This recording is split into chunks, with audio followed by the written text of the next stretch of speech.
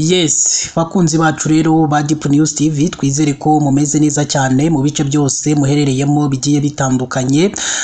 Tugeze rero mu mwanya tuba tuje kubagezaho amakuru abari breaking news, abari maragenda garukwaho n'ibitangazamakuru bigiye bitandukanye byose byo hirya no hino ku isi. Mu nkundire rero amakuru yacu tuyahere kuri iyi nkuru ikomeje kugenda igarukwaho n'ibitangazamakuru byose byo ku isi, aho AFC M23 yemeje ko yagabye igitero ikisangane. Byaba byagenze gute kugira ngo AFC M23 igabe igitero hariya ku kibuga cy'indege giherereye hariya Kisangani?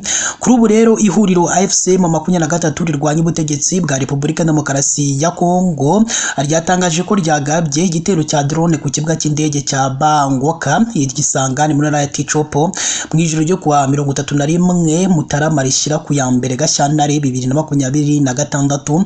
Kuwa gatatu Gashyantare umuvugizi wa AFC M23 Lawrence Kanyuka yasobanuye ko iki gitero cyari kigamije gusenya ahantu hategurirwa ibitero bya drone kuri iki kibuga cy'indege bigabwa mu bice bitandukanye bya Kivu y'Amajyaruguru ndetse na Kivu y'Amajyepfo. Kanyuka kandi yasobanuye ko AFC M23 itazarebera mu gihe ingabo za leta ya RDC zizaba zikomeje kwibasira abasivile, kandi ako ahantu hose zikorera ibyaha izaha zisanga kugira ngo isenye ikibi aho gituruka aho ahariho hose.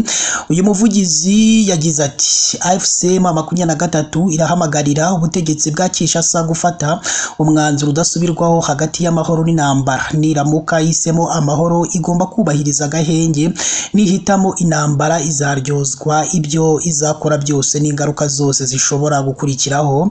Iri huriro kandi ryatangaje ko leta ya RDC idakwiye kwegeka iki gitero ku bandi kuko ari ryo ryagabye iki gitero muri Kisangani, kandi ko mu gihe yibaza ku nkomoko ibikoresho byifashishwa muri uru rugamba ikwiye kwibuka ko ku kibuga cy'indege cya Goma na Kavumu hafatiwe ibikoresho byinshi by'iki gisirikare cya Repubulika Demokarasi ya Kongo.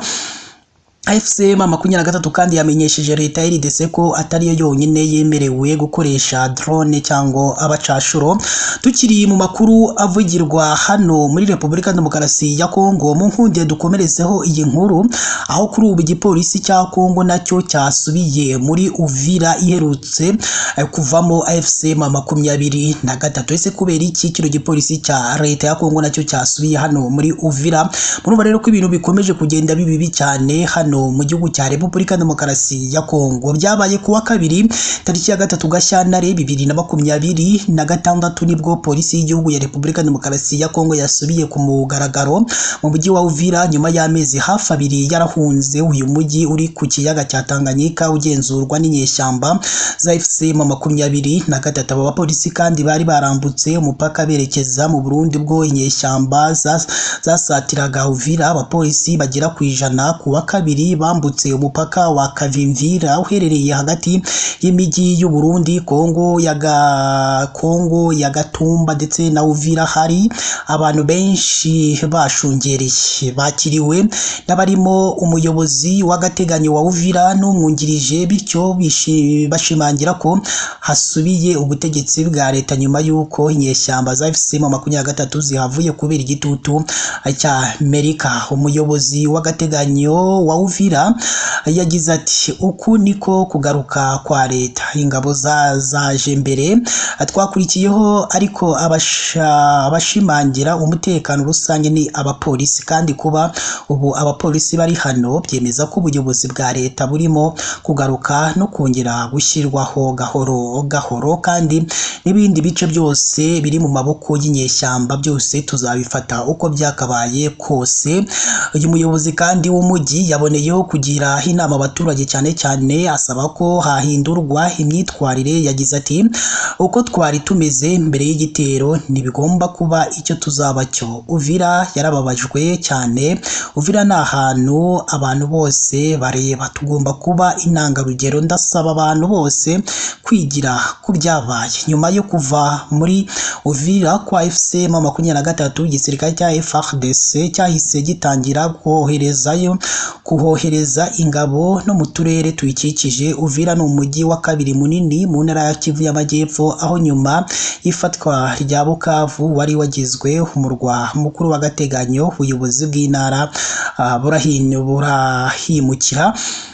Abakunzi bacu rero ba Deep News TV, murumva ko hariya muri Repubulika Demokarasi ya Kongo ayo niyo makuru twari tubagejejeho yaragezweho aka kanya. Reka tubashimire, ariko munibuka kureba ahantu handitse ijambo subscribe kugira ngo mujye mu bambere mu kubona amakuru ndetse n'ibiganiro tugenda dutambutsa umunsi ku munsi.